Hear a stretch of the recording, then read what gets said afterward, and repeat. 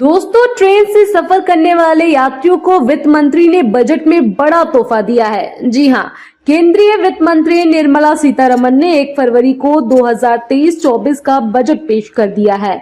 Budget में railway के लिए 2.40 लाख करोड़ रुपए का प्रस्ताव किया गया है।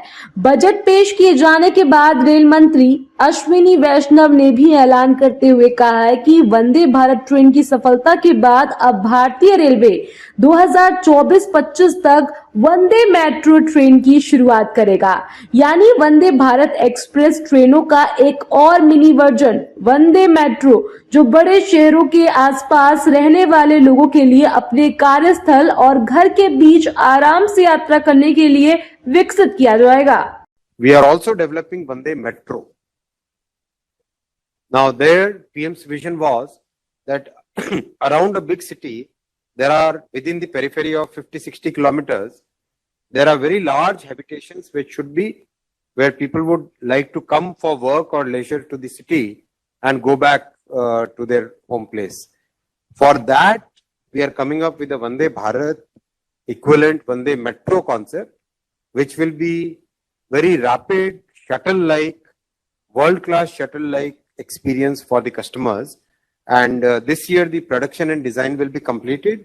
And next year, which is 24-25 financial year, the ramp-up of production of that train will be done. And hydrogen train, I spoke, we are developing hydrogen train fully indigenous. It will be manufactured in India, designed in India by our engineers, by Indian engineers. And by December 2023, the first hydrogen train will roll out. Vande metro train की खासियत। दोस्तों, वंदे metro train 1950 और 1960 में design किए गए कई ट्रेनों को रिप्लेस करेगा। इसकी डिजाइन से पर्दा अभी नहीं हटा है, लेकिन माना जा रहा है कि इसमें सुविधाएं कमोबेश वैसी ही होंगी जैसी वंदे भारत ट्रेनों में है। इंजन पूरी तरह से हाइड्रोजन बेस्ड होगी, जिसके कारण प्रदूषण 0 होगा। वंदे भारत ट्रेन की तरह इस ट्रेन में भी आधुनिक brake system, red signal break करने से रोकने के लिए Kavach safety system, automatic door, fire sensor, GPS, LED screen उपलब्ध होंगे, जो यात्रियों को अगले स्टेशन के बारे में पूर्व सूचित करेगा। इस ट्रेन का किराया बेहद कम होगा ताकि गरीब और मध्यम वर्ग के लोग ट्रेन में सफर कर सके। दोस्तों, बजट में भारतीय रेलवे ने अपने आय और व्यय का ब्यौरा भी उपलब्ध कराया है। इसने 2023-24 बजट में यात्रियों से 70,000 करोड़ रुपए की कमाई का अनुमान लगाया है, जो पिछले बजट सत्र से 64,000 करोड़ था। वहीं माल ढुलाई से इस साल 1.79 लाख करोड़ रुपए की कमाई होने का अनुमान है, जो पिछले बजट सत्र में 1.65 लाख करोड़ थी। रेल मंत्रालय ने चेन्नई स्थित इंटीग्रल कोच फैक्ट्री और लखनऊ स्थित research design and standard organisation के महाप्रबंधकों को 8 कार वाली वंदे भारत ट्रेनों को रैक पर जल्द से जल्द उतारने का निर्देश दिया है।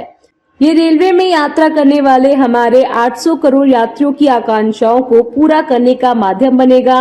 रेल मंत्री ने कहा कि वंदे भारत ट्रेनों का निर्माण अब आईसीएफ चेन्नई के अलावा लातूर, सोनीपत और रायबरेली में भी किया जाएगा।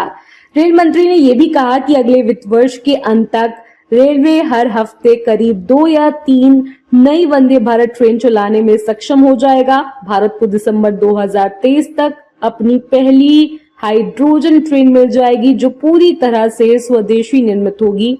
दोस्तों, देश में वंदे भारत ट्रेनों की पॉपुलैरिटी के बाद अब मेट्रो ट्रेन में भी इसकी एंट्री होगी। साल 2023 के आखिरी तक रेलवे की वंदे मेट्रो ट्रेन पटरी पर दौड़ेगी। वंदे मेट्रो ट्रेन की डिजाइन मई-जून तक आपके सामने आ जाएंगे।